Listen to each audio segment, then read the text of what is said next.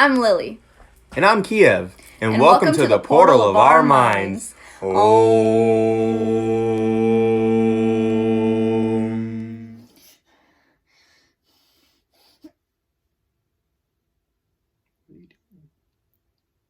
love into my heart.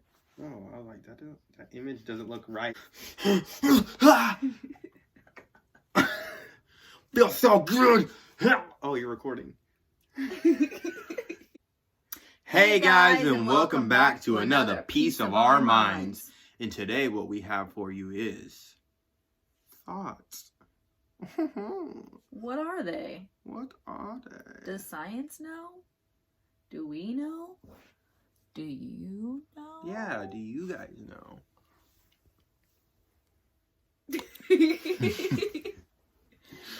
See, this is something that we've thought about. We've thought about it. Quite hardly. Hardly is... Quite a lot. Quite a lot. Quite a lot, mate. What, mighty? So tell me, Kiev, what do you think thoughts are? Honestly, I think... thoughts, I think, are programs. Things that have consciously... From the moment you're born, your subconscious is picking up on these thoughts. Or not these thoughts, sorry. The things that people say, the things that you're exposed to, you know? And your subconscious picks up on it. And over time, for those first 7 years, those are when you're building your program up. And when you built your program, after those 7 years, those thoughts that you hear, once you're consciously aware of your mind as you get into like Teenager? Not teenage, between like, 6, when you start really thinking for yourself and when you get to the point where you can't remember your childhood, you know? I feel like that's the part that's your programming. And every thought you experience after that is just things you've heard since you were a baby replaying in your head. And that's why people have anxiety at such a young age, because they've been exposed to a lot of things as a young kid. So that just rattles and rattles, and those are the thoughts. And it's so hard to break your programming. And that's why people who are becoming spiritually aware, I believe, they're breaking that program, and they're reprogramming their thoughts, and being an observer of their thoughts to pick out the ones that are programs and bringing in the new information that they're filling their body and mind with. Now you. Well, I was actually gonna say pretty much the same exact thing. I might word it a little bit differently though. Okay, so thoughts. So I don't really think that so I'm Lily and I'm thinking these things, right?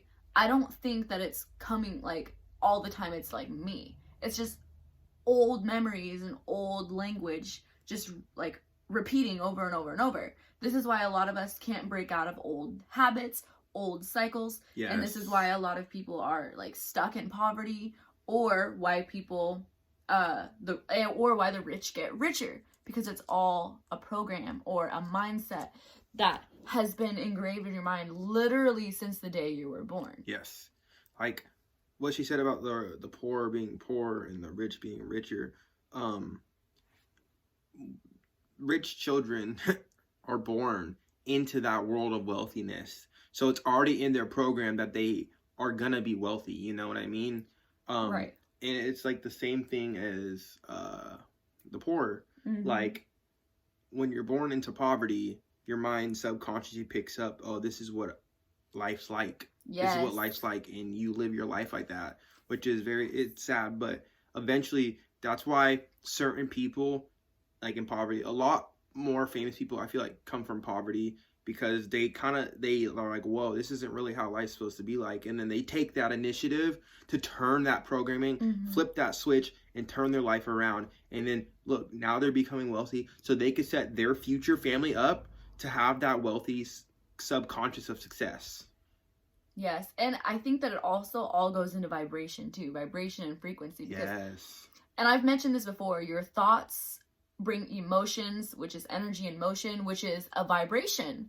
So whatever you're vibrating at, whatever your thoughts are, like say, for example, you were raised, what's it called? Like with not a lot of money Poverty. and like poverty, yeah. And your parents, you know, it's programmed into your mind. You need to save, you need to save. You can't have that because that costs too much money. That's it's literally gets programmed into your mind. So, and that's a vibration. And so whatever you're vibrating at, that's what you're going to attract. Like, that's the law of attraction. But thoughts, I think, are basically just old programs and memories that are just there. And that's why meditation is so important, because kind of rattle around. It gives you a second to like actually be aware of your thoughts. And then like, instead of like thinking, you're just watching your thoughts. You're the observer of your thoughts. Yeah, you're the observer of your thoughts. So you're never your thoughts, right? So like, say you say, oh, I'm lazy, oh, I'm dumb, or I'm ugly. Like, those are programs. Those are just like thoughts. It's not actually who you are at your soul level. You can change your thoughts at any time, which is why it's important to observe them, because it's like, what am I thinking? And why does my body keep thinking that? That's not how I truly feel about myself. But here's the thing. Whatever you tell yourself, your mind is going to believe it. So if you look in the mirror and say, I'm ugly, your mind is going to feel it, or your mind's going to believe it, and then you're going to start to feel it. Your subconscious is constantly picking up information, regardless if you're awake or asleep. When you're asleep, if you leave the TV on in the background, you're still being programmed, because your subconscious never rests. Your consciousness never rests. Your body rests, but your mind doesn't. Your mind's still active. When you watch, like, that's why they try to tell you not to have your TV in your room, and because a lot of people fall asleep watching TV in the bed, and then those late night shows pop on, and then you're constantly being programmed. And especially if you're watching the news or something like that, you're programming fear into your mind. Or like even watching horror movies and stuff like that, that's programming subconscious fear in the back of your mind always. Yes, essentially, you can shield your physical body, but you can't shield your mind. Your mind is all up here. You can't see it with your naked eye, but it's up there. Like, who knows how, I don't know. I'm pretty sure there's studies on how far it like goes out, but like it is you can see it. I mean, we physically can't see it with our naked eyes, but like it is like it's not physical. Is it a physical thing? At times I feel like it's physical. I mean, like, I feel like metaphysical. That's the word, right? Metaphysical? I think. I don't know. I don't know. We'll see. But I'll look it up and then put it somewhere down here, whatever I'm talking about. I do know you can see vibrations in the air when your third eye opens. If you focus, or like if you stare off into space, you can kind of see the air like vibrating, and it's really trippy. You're like, whoa, am I seeing this right? And then you look back and it's still vibrating. Or if you've ever like, you know, when you space out and then like things start to kind of like wave and move around.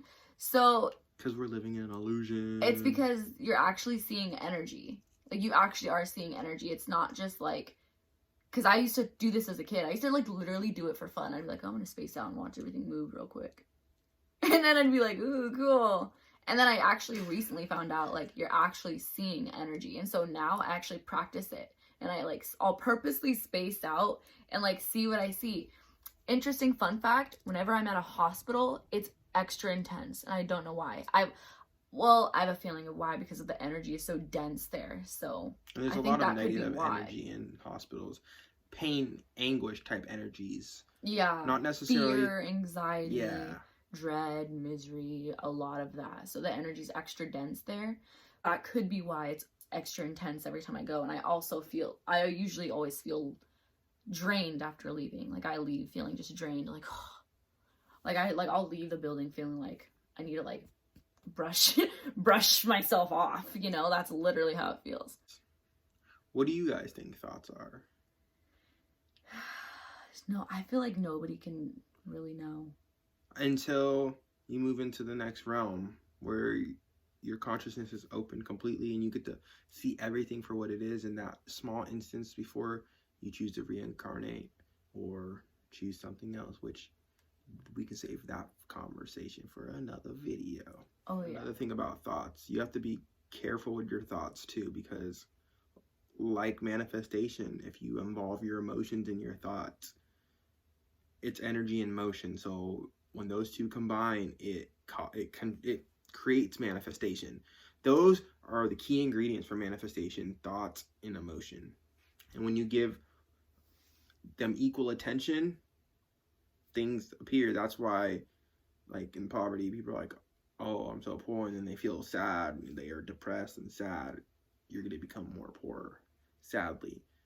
But if you're like, oh, I'm more poor, but I can go out there and grind, and you have that feeling like, oh, I'm going to grind for that money, your thoughts of you being sad and then are going to turn. It's like, transmuting negative thoughts into positive thoughts by backing it up with positive emotions. Change your thoughts and you will change your life.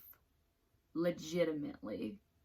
Like, okay, so did you know? With a capital L. I think it's like 95 or 98% of your life is controlled, your destiny, like, is controlled by your subconscious mind. So if you could become... Without you realizing it. Exactly. So if you could become more aware of what you're thinking and how your emotions are affecting your actions, you will change your life. And that's one reason why meditation is so important as well, because it gives you a chance to be aware of your thoughts and be like, whoa. Or like sometimes I'll think something really evil and I'll be like, wait, was that me that thought that? Because why'd I think that? And then you gotta reel yourself in and be like, whoa, you gotta observe. That's when you gotta go observe your thoughts and see where those thoughts came from. Because those negative thoughts or those evil thoughts could very well much come from past trauma experiences or certain instances where you fell asleep watching the TV, for instance, or you fell asleep at someone's house and they were talking some fucked up shit, like, and your brain picked up on that and turned it into a thought. That right, yeah. It constantly rotates in your head. Like, thoughts can't disappear, but you can change them. Thoughts won't go away, but you can change them. Yeah, we think like a million thoughts in a day, like an insane amount of thoughts in a day. You're constantly thinking. You can't just not think. Right, it's impossible to just stop thinking. So if you can become at least aware of what you're thinking, that's where the gold is at. And I'll keep saying it. I'm going to keep saying it. That's where the gold is at. That's where the gold's at. Well, I hope that we could give you some insight on what we think thoughts are. Let us know down in the comments your perception on thoughts. And peace! Love you guys!